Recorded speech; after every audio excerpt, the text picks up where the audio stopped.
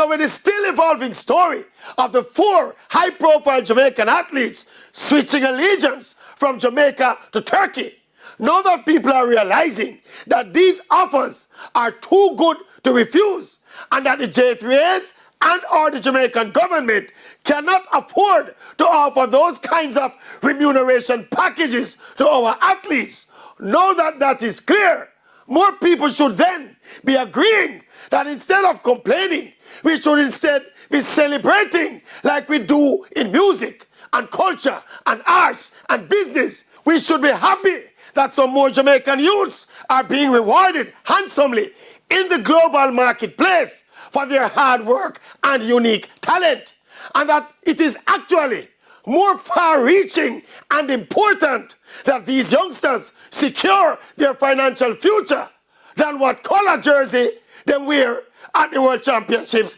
or the Olympics. So we really should be celebrating here instead